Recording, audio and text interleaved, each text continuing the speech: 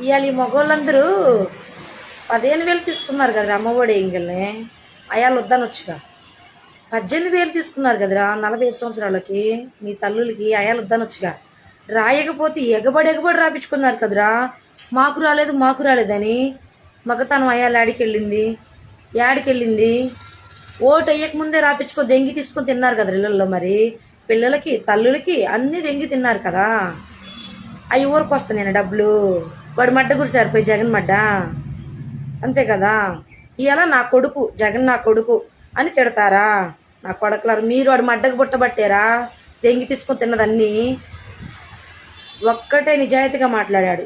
మీ ఇంట్లో మంచి జరిగితే నాకు ఓటు వేయండి, లేదంటే వద్దు అని అన్నాడు. అది చాలదురా మగోడు మాట. అది చాలదు, అదొక్కటి చాలురా. ప్రతి ఇంట్లో మంచి జరిగింది. ప్రతి టీడీపీ ఇంట్లోనే ఎక్కువ మంచి జరిగింది. వైసీపీ ఇళ్ళ కంటే కూడా టీడీపీ ఇళ్ళలోనే ఎక్కువ మంచి జరిగింది.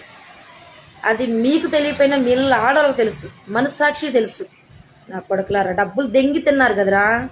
అయాలాడు మడ్డ సమ్మగా ఉందని కుడిచారు కదా మరి జగన్ మడ్డ.